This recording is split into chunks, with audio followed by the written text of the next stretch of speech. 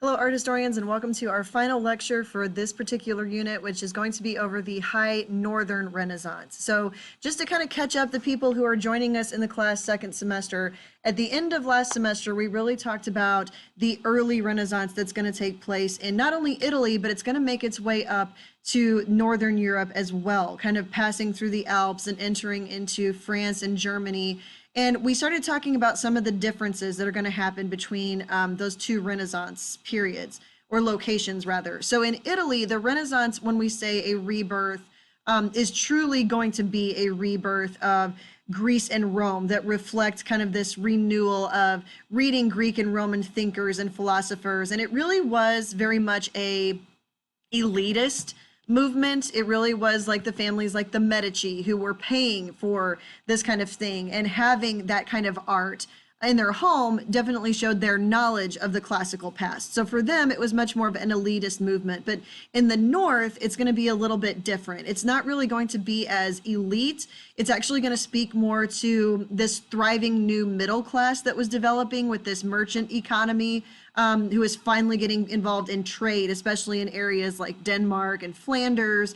So we're really going to start to see this rise of humanism in the North, and this idea of that mankind should, really involve their mind and understand this world that they were given. But it's not really going to be so much of an elite movement. It's going to speak to the middle class. It's going to kind of speak to everybody with messages that everyone can understand. So we're really going to see that kind of continue in the Northern Renaissance, where there really isn't going to be that emphasis on Greek and Roman sculptures and nude carvings and things like that. You're going to see the rebirth of the ideas of Greece and Rome, but maybe not necessarily the art of Greece and Rome.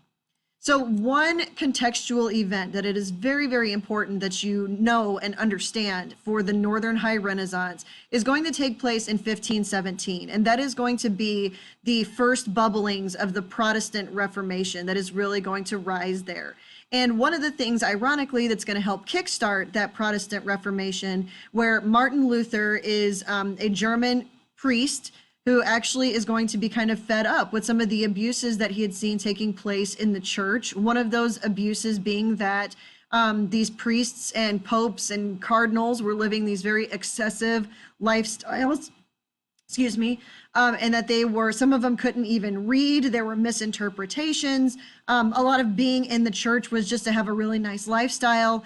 And one thing, in fact, is they were selling indulgences, which was basically a piece of paper that these poor illiterate people were buying that said that they could buy their way into heaven a little bit quicker, or a little bit of time off of purgatory. And that money was going to refinance the renovations of places like St. Paul or St. Peter's Basilica, where we see Michelangelo painting the ceiling and Raphael painting the papal library. So the Protestant Reformation is going to take place whenever Martin Luther really kind of nails his 95 Thesis on the doors of a church, his arguments against the church, and the church tells him to take it back. And he says, no, we need to make these changes or these reforms. And the church doesn't comply. In fact, a lot of people took hits out on Martin Luther to try to get him killed as a result of this. But he did have a lot of support from princes in the German states, because Germany is not Germany yet, just like Italy is not Italy yet, but there are the German states. And a lot of these princes who really liked the ideas of Luther, because it kind of took them out from under the power of the church and the Holy Roman Emperor who basically served the church. It kind of helped them, inspire Martin Luther and say, hey, go ahead and get your ideas out there. And this completely rocked Europe. It split Europe in half, actually, where you're going to see the closer you were to Rome, the more likely you were to ally with the Catholic side. And then since the church refused to change, we start to see the development of what we call the Protestant churches. And Protestants are Lutherans are the original Protestants. And then, of course, you get Baptist, Methodist, because not everybody agrees with Luther, and you get all of these new Protestant and Reformed churches. So naturally, you can only imagine that an event of this kind of importance is going to be seen in the art, and that really is going to be true in Northern Europe. It's really going to impact the art and how it looks, and it really comes down to what faith your country supported. So we're going to start to see, some artists have to change. We're going to have to see some go into hiding. But one thing we will see continuing in the North is that use of oil paint that had really been kickstarted by Jan van Eyck, and this idea of using these multiple glazes of oil to create these truly realistic, naturalistic textures. So as Europe splits apart, so do their ideas about what is acceptable in art. And this is a really important thing because the Catholic, as you know from looking at Michelangelo's Sistine Chapel and Raphael's work and the fact that Rome is literally covered in sculptures and art, is that the Protestants are like, no, this is not okay, because basically it's just about indulgence. It's almost idolizing the work of art as a work of beauty itself. You're almost like worshiping the art. And we don't think that that's right. And a lot of Protestants actually went this summer. I got to visit a church in Switzerland, and it was this beautiful Romanesque church. And you could see in areas where there used to be these beautiful paintings on the wall, and you can see where the Protestants, Calvinists actually, because Calvin preached in this church, because they didn't believe in any decoration or image or idolatry, had come in and whitewashed it, like they'd completely wiped it off the wall, because they're like, no, this is not acceptable in a church. And they even had Calvin's chair that was in there, and Calvin was a major Protestant, and so as a result of this, the chair was even very simple and boring and almost uncomfortable, as a way to show that they were against the excess of the Catholic Church, including in their art. So if a country remained Catholic loyalty, they're going to continue doing what we've seen with the High Italian Renaissance, and even take it further whenever we get into the Baroque, almost like in the face of the Protestants. They're going to go even more over the top. Protestant nations, however, so some of these German states that you can see here in the pink and in the purple, you can see here that they are going to start to follow this idea of the fact that art should not have anything to do with religion at all. And that's going to be a real challenge for a place that during the Gothic times, that's all they had done was religious art. So that's going to require some changes. And it's also going to be in England when Henry VIII breaks away from the Catholic Church so that he could get a divorce from his first wife, who was Catholic. And we're going to see this in the Netherlands and Flanders. So up there in Northern Europe, where we're going to start to see this be an issue as well. So just to show you guys right here exactly how split apart Europe is going to be because of the Protestant Reformation. And it's noteworthy to make a understanding of the fact that back then your politics and your religion were intertwined. So if you were living in a Catholic country and your king was Catholic, but you were Protestant, they basically considered that disloyalty to the king, because he usually got his authority from the Pope. So as a result of that, you could be victimized. And there were great wars of religion, 30 years wars, in fact, that are going to split up countries as they start fighting between what is okay, Protestant and Catholic. It will rip France apart. It's going to rip the German states apart. It's going to be really, really crazy because of this. So you have to understand these Northern Renaissance artists are going to have a major problem, because Catholic was all about art. They wanted it to be a visual religion. They wanted you to see it and enlighten your experience. But the Protestants didn't like that. They thought it was idolatry. They thought, especially with works like Michelangelo, you were just worshiping the art and not the idea behind it. So this is going to cause kind of a split. The Catholic countries, again, are almost going to go in the face of this. And of course, you can only imagine that a Catholic country isn't going to welcome a Protestant artist just because they're Protestant. And Protestant, merchants aren't going to want a Catholic person to be painting their works of art unless they're going to paint exactly what they want. Artists are going to leave. They're going to have to go to different places or go in hidings because of their sympathies, because they would usually show those sympathies in their art.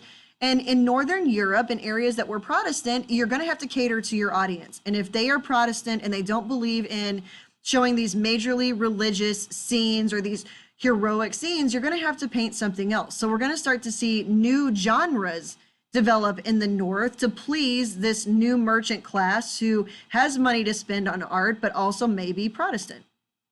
Now, where we're going to see naturally the art start to develop of the Northern High Renaissance is going to be in Germany, since the Protestant Reformation did start there. And there were a great deal of very wealthy German states that had a lot of patrons who wanted to, have nice art within their homes. So here's the thing, though. Part of Germany is very close to Italy. And there were a lot of artists in Germany who would travel to Italy and Venice to train under these great masters who were there. And one artist in particular is going to be significant in basically joining the two worlds of Italian art and Northern art into one form. So one of the things that's really going to help artists in Germany during the time, and also Martin Luther to get his ideas out, is going to be the printing press, which people will say that the printing press was invented during the late 1400s. That's not the case. China had printing presses long before this. So did the Arabic world. I mean, Europe was slow to catch up because they had been cut off during the Middle Ages, basically, of their own doing. So when the printing press finally got into Europe, Johann Gutenberg used this to actually start printing the very first Bibles in vernacular languages, which means that that's one of the things that Luther pushed for, is the idea that the Bible should be written in everybody's language so that they can read it and interpret it for themselves, which of course the church doesn't really like. And it is going to help to start get Martin Luther's pamphlets out there and the ideas that he wants people to hear about, and gains in popularity. Like basically he's the first person to go viral. Like this is the earliest social media out there, and Luther being a major influencer during this time. But it's also going to help artists who decide that this would be a great new medium for them to create art and mass produce it and get it out there for more people to see and kind of play on the things that were going on at the time. So for the first time, we're going to start to see the development of graphic arts. So, and these graphic arts aren't really going to be based on what Italians were doing, like with color or excuse me, drawing, or the North with color. It's actually going to be a way to use printing to create these works of art, and then maybe later use color to, you know, shade them in. So Albrecht Durer is going to be one of these artists who's going to take a huge influence from the printing press, and he's a huge opportunist. And what you really need to know about Durer is one of the first things that he does is he really travels quite a bit across the Alps, which he loved, the Alps. And he goes across the Alps and he starts studying in Venice and in Italy, and he sees these artists and how artists are now seen as kind of creators, in fact, because they are creating works of art from their own minds and their own interpretations of what is beautiful. And he's from Nuremberg, Germany, which was a major publishing city at this time. So he kind of had this idea that if he could make incredible works of art in graphic arts, like woodcuts or etchings or engravings, then he could actually get those, you know, works of art out further. And he's very attentive to detail. That makes him a Northerner through and through. He's very big into detail, just like Van Eyck is, and getting those very natural, specific details. In fact, the story is he died because he wanted to see everything so that he could sketch it and draw it correctly. And he had walked through a swamp to see a whale and actually caught a fever and died from that because he was so devoted to seeing what things actually looked like. So one of the things that he's really going to be good at is doing woodcuts, all right? And woodcuts are kind of like if you picture like a stamp, all right? So like you could cut into different depths of like the stamp to create different shadings and different levels of light and things like that in it. And then you could color these in by hand to actually, you know, color in the illustrations. And since there are so many books out right now, but a lot of people can't actually read them yet, the pictures were kind of important. So Durer is going to even go further and start using new mediums beyond just using like the woodcut stamps. He's going to use like engravings where he engraves into the stamp where it actually makes a raised up image that, you know, creates much clearer lines and better shading and makes basically the graphic arts an art form for the first time. Now Durer, this is kind of an interesting picture of him because you can see that he's facing at a 3/4 turn, and it's kind of an important part of talking about Durer in this particular portrait. And he's obviously traveled to Italy, and he's definitely got some of the look of like the background, which is kind of interchangeable, unlike Venice, where, you know, doesn't really matter what's in the background, but we know that it's more in Venice, and he's wearing Venetian style clothing. And he's, you know, definitely been to Italy and kind of developed this idea of himself as very, very important and very kind of full of himself, kind of like Michelangelo. I don't think the two of them would have liked each other very much. And he really embraced those ideas of humanism and human divinity and what humans are capable of, and started to really use what he learned in Italy in terms of form in his artwork. So you can see he's got the pyramidal composition. It's very well drawn. Color isn't what he used to create this, but he does put the color into it. So he's really taking a great deal of influence from going to Italy, but you can still see that detail in the hair and the wood grain on the windowsill and the folds in his clothing. That's Northern, that attention to natural detail, but he's combined that with what he's learned in Italy.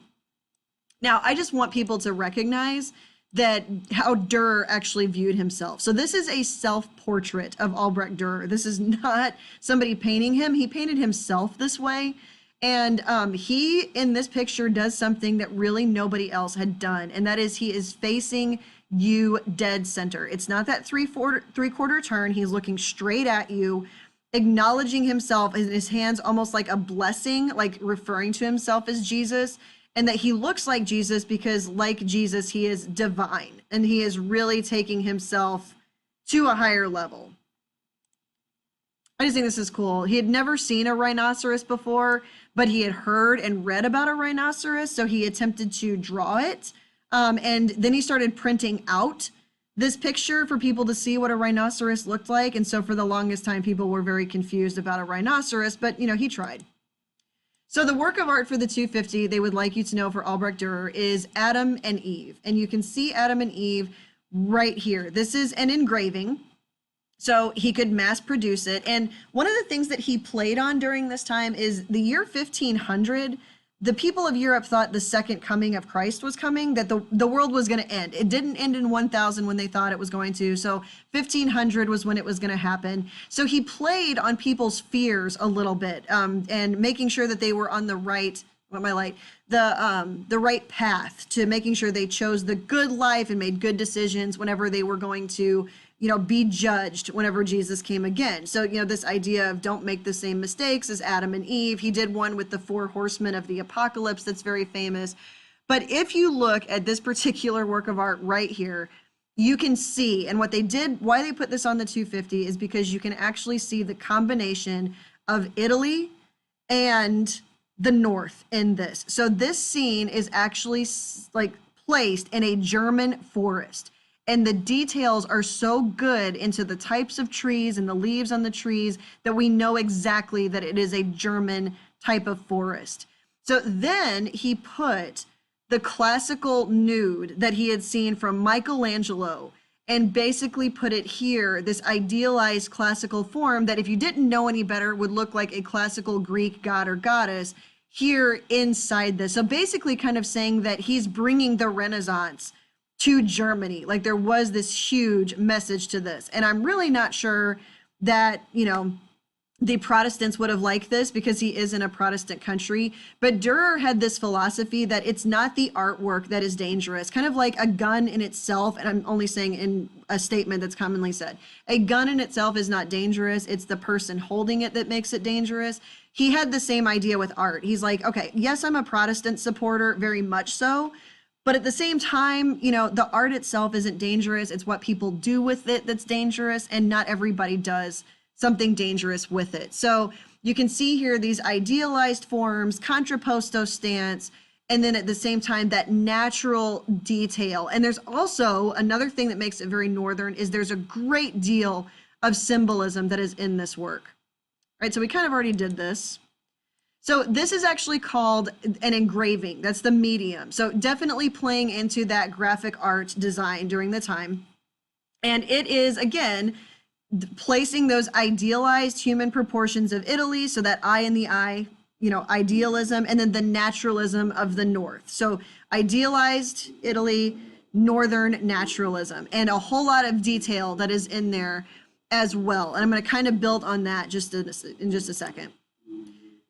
So there are some really important symbols that are located in this particular engraving, because remember, the Northerners are all about finding a physical way to symbolize a heavenly idea. And one thing that I think is just kind of interesting maybe is that Durr actually the sign that Adam is holding. So I'll scroll back here so you can see it. The sign that he's holding right here has Albrecht Durer's name in it, but so it's in German, it's a German name, but he had it done in Latin because he's combining the two worlds. Like he's bringing that Latin classical past to this. Okay. You're also going to have, there was in this a parrot. And there's different interpretations of what the parrot can mean. And one of them is that this is a warning, all right? So this is Adam, and Eve are in the Garden of Eden, and she's being tempted by a snake, and he's whispering things into her ear. And a parrot, even though it sounds like it can say words, it's false. It's a lie, because they're actually just repeating what you're saying. So kind of the idea is don't be tricked by false things. All right, so that's one interpretation. But it was also believed during this time that the sound that a parrot made sounded a little bit like Ave Maria, which that talks about Mary. So it was maybe this idea that the parrot signified the coming of Mary, who would make up for Eve's mistake, because of course it's a woman's fault. Okay. There's also located in there, if we go back to this, there's an elk, an ox, a cat, and a rabbit. So I'm going to go back to this so you can see it.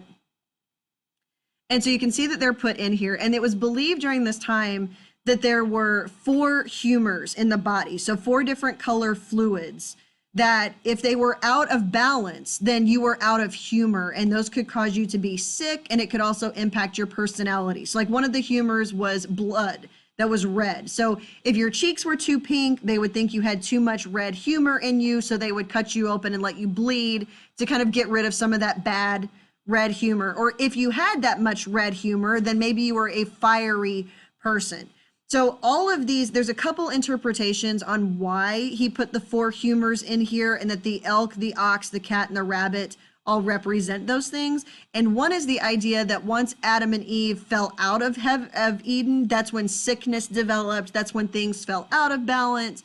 But it could also be the idea that once Adam and Eve left, then we started to progress as humans, and we actually developed knowledge of these things, which were wrong, but I mean, it was a good start. So I just think this is funny because, I mean, not the painting's horrible, obviously, but this is called The Death and the Matron, and it's done by Hans Grien, and Hans Grien is also German, and Grien wasn't actually his last name, it was what they called it because his works tend to have kind of like this green ethereal tone to it. But Hans Grien was a student of Albrecht Durer, and you can see here in The Death and the Matron how with her wet drapery and kind of the classical pose to it, you can see that he definitely influenced other artists during this time. So then we move on to Matthias Grünewald. And Grünewald, I just like getting to say that, is nothing like Albrecht Durer, to be honest. He's also German, all right, obviously with a name like Grünewald, all right, he's very German. But this guy did not believe in cleaning things up or making it beautiful or idealizing it in any way, shape, or form. He's very into naturalism to a point that he's trying to shock people with how natural things are. He doesn't hide from the ugly. He's got no problem with it. Very much holding on to that Gothic style in the North. He's not, so Gothic and Grünewald, he's not warm and fuzzy at all or cleaning it up with these classical looks to it. He's not really good at natural or linear perspective. He doesn't really want to be. He's much more into the details, and he's known for extreme grotesque detail. And his most famous piece during this time is the Isenheim Altarpiece, which is going to take him 5 years to create, and it's absolutely massive. And what's kind of odd about this is he was commissioned to do this for a monastery hospital. So some monks that had a hospital, and their specialty was in treating a skin infection called St. Anthony's fire, which basically made you feel like your skin was burning from the inside out, and it was caused by like a flesh-eating bacteria. And so St. Anthony was actually a saint that had endured these terrible, terrible trials while he was out in the wilderness, but didn't turn away from God in the process. And you can see down here in one of the scenes from the altarpiece that there's somebody down here on the ground suffering from this, almost in parallel to what St. Anthony went through while he was tormented by demons. So this is when the Isenheim Altarpiece was closed. And most of the time, this is how it would look during the week. It would be closed. so that people who were there in the hospital suffering from St. Anthony's fire could go and look at it and realize that Jesus suffered more than you, and he turned out okay. So even if you die from this, who cares? Jesus suffered worse, and if you die, he'll raise you and it will be okay. And the detail he uses to show Jesus naturally suffering is very, very grotesque. All right, and also Saint Sebastian in here, the saint of the plague, because they were treating disease here. And then Saint Anthony on the other side. So this is zoomed in here on Jesus, and you can see that he's actually in rigor mortis by this point. Like his death has been there for a while. His lips have dried out, that you can see where all the whip marks and the lash marks and the fingers are starting to, stiffen up, and the flesh on the bone, and just this incredibly naturalistic detail to show just how bad the suffering was, because St. Anthony's fire is pretty horrible. Apparently, and so therefore they needed to make it look like, yeah, but Jesus actually had it worse. The sky in the background is kind of a liberty with this, because it wasn't actually dark at the time of the crucifixion. So just kind of adding into that a little bit to highlight almost that light shining onto Jesus, like a spotlight of just how bad this really is. And you can even see the detail on the wood of the cross on the background. All right, so this is on feast days, or on Sundays. They would open the panels up, and you could see actually some, the scenes of Jesus's birth. You can see his life, and you can see on the far left how they put it basically in a Gothic scene, because in the north, that's what they saw more. Durr was not the norm. He used a lot of classicism that a lot of other people didn't. And of course, then at the bottom, you're still reminded that Jesus was born and rose again and died, and it's all going to be okay, essentially. And then on the very inside of it is actually sculpture, and it features really the suffering and the temptation of St. Anthony. So on the left, his travels in the wilderness, and then on the right, you have the troubles that he faced, and on the bottom, you have Jesus with the saints, and then kind of this idea that, even if you are suffering, you will be rewarded afterwards. And that's how big it actually is, located in kind of a Gothic little church with the rib vaults up there at the top. Now, Grunewald's going to be a really good example of the fact that he's a Protestant. He really supported the idea of what the Protestants were going for. And the work that he was doing, he was really kind of in a tough place, because his work didn't really fit with what the Protestants wanted. They couldn't really be mad at it, because it is a suffering of Jesus, but at the same time, it's not what they were looking for. And the Catholics in Germany didn't like him because he was Protestant. So Grunewald actually had to go into hiding to kind of escape persecution. So now I want you to take a second and look at this work of art. And I'm going to let you kind of decide, okay, what you think about, is this Protestant or Catholic based on what you're looking at here. All right, so this is actually created by Lucas Cranach the Elder, who did work for the Protestant League, actually, of some of these German states.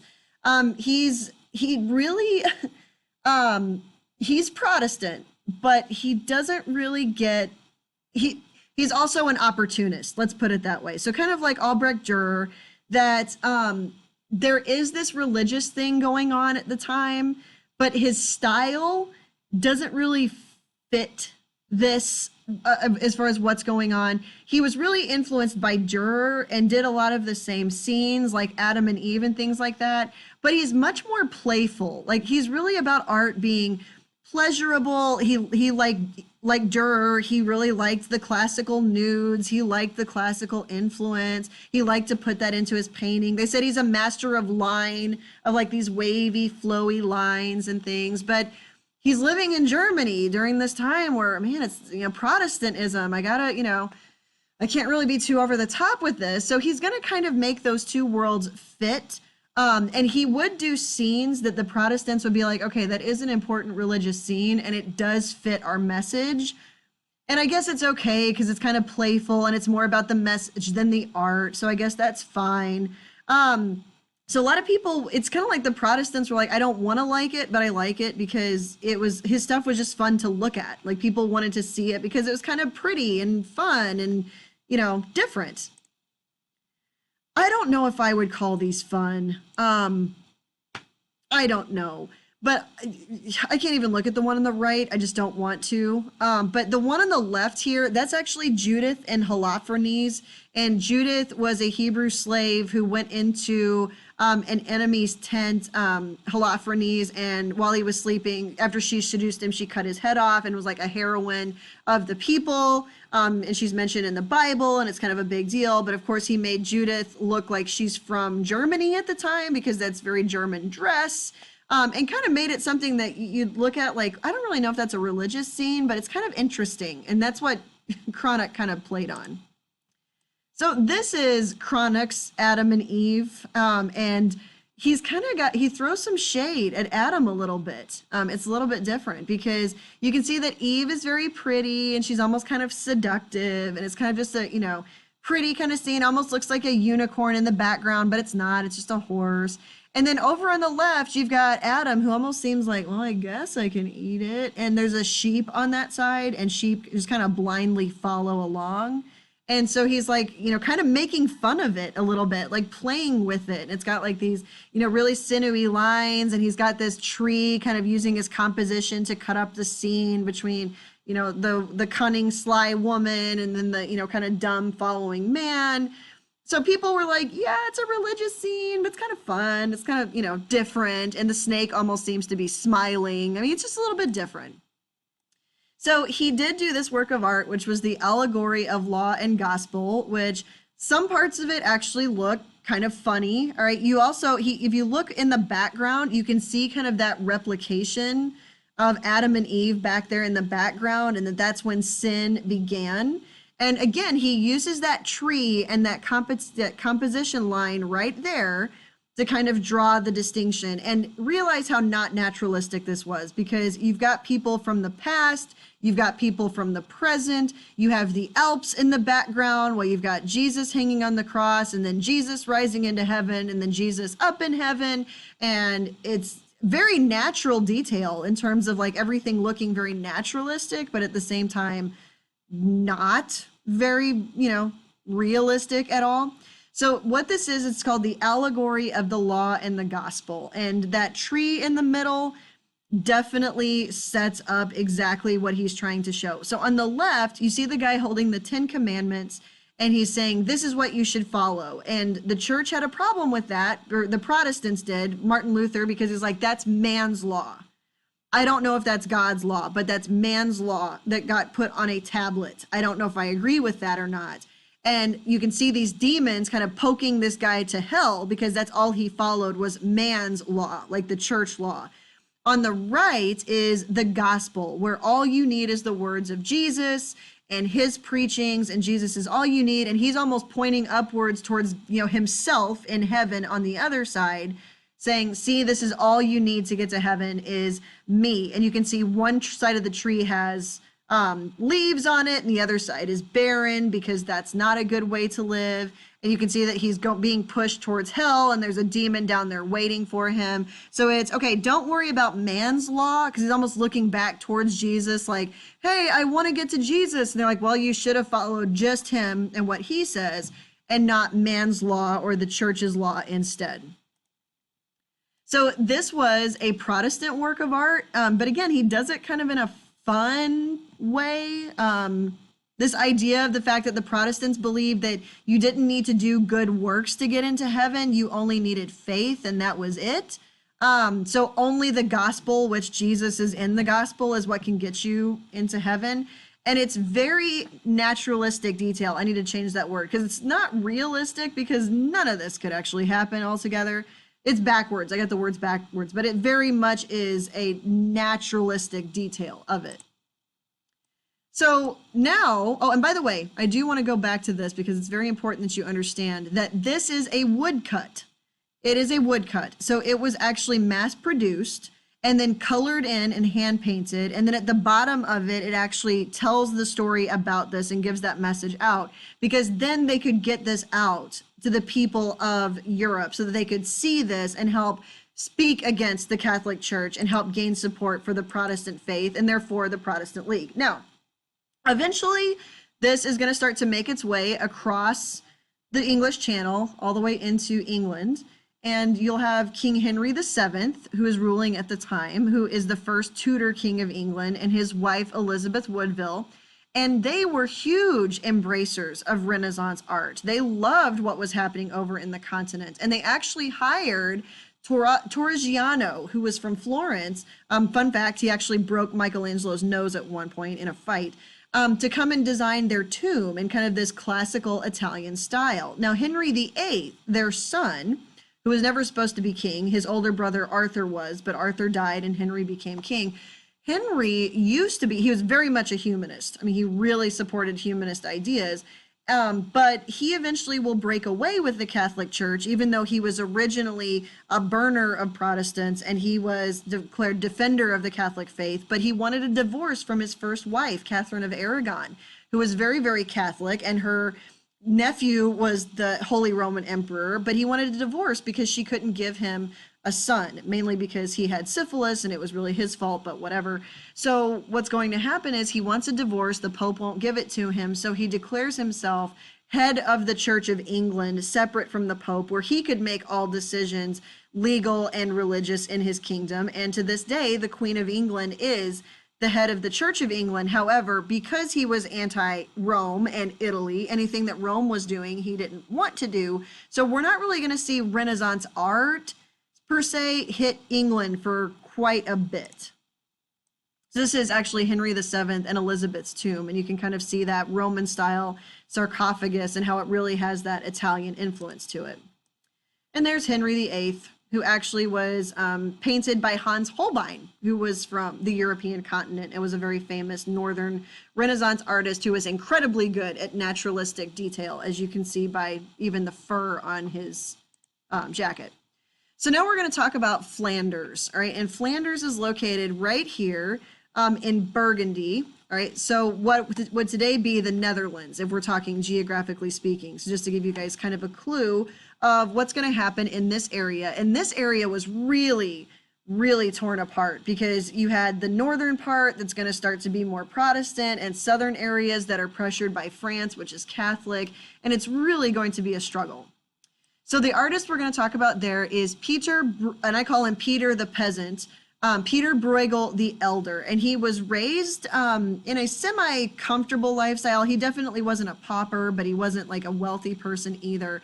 So he's from Flanders and he's Flemish, and the problem is he's living in this area where he had learned to do religious paintings from like his master Hieronymus Bosch, and now that's completely going out of style. So what is he going to do? So he starts getting involved in doing other type of genres, and there's two things that he was really into. Landscapes. He was obsessed with the Alps. I mean, he went to Italy and could care less about the ruins that were there. He was obsessed with the Alps and how beautiful these mountains were, and also with people as a whole. Not an individual person or their heroics or great deeds that they had done, but people as a whole and who they are. And so he helps kind of pioneer this new genre that I call peoplescapes, landscapes that the people add to the landscape and the landscape enhances the people. So it kind of is a two-way street, and Protestants, merchants who are Protestant, could purchase these works of art, and they could, you know, have a religious or moral undertone to it. And he loved peasant life. Like, he thought peasants were just amazing, and he would actually dress up as a peasant and go like crash weddings just to like be part of the lifestyle. But he does like to include, even though he can't really do religious type of paintings, he does even use the landscapes and the people to kind of give a moral message. And so to him, nature in the background is not just a backdrop, it's part of the message. Like, it needs to be there in order for people to understand. It's a critical part of the painting. So again, one of the things that's identifiable for Bruegel is kind of a balcony view of when he's doing his paintings, like almost like he's looking out and down or out and across, like almost like this vista view where he's not viewing individuals, he's viewing people as a group together. And again, these are kind of like his peoplescapes, like the landscape and the people combined together to create the image. And in 1535, he was asked by a merchant who was Protestant to create a cycle of paintings, which means they kind of go through a message together, like they all fit together to tell one story. So like 5 senses or the seasons. And during this time in Northern Europe, they had a fascination long since before this, even in Gothic times, with showing the different labors of each month. So like a time to plant, a time to sow, a time to dance, like different scenes that went with different months of things that you would be doing. So this merchant kind of wanted this, you know, to have this in his home because he's not involved in this lifestyle. And it all had to do with food. Food is the theme, all coming down to these 6 months, 6 paintings, each having to do with 2 months of the year, kind of going through this cycle of the seasons. And they were all meant to kind of interact together. Now, this is actually, Bruegel's style changes a lot when the Protestant Reformation happens, because this is what he used to paint. This is actually the Tower of Babel, which is a very religious scene from, you know, the Old Testament. Shows Nebuchadnezzar in the bottom, where the people are kind of not really that big a deal. It's the focus of the achievement and this grand thing. But he started to move away from that and go more towards something that was not as religious and something that would sell, basically. So this, as you can see, is almost like sitting up in a balcony of a window, and your eye is looking around, but you're not really drawn to one individual thing until you really start looking closer and kind of examining peasant life and what people do and work and play all together. This is another one where he's probably crashed a wedding.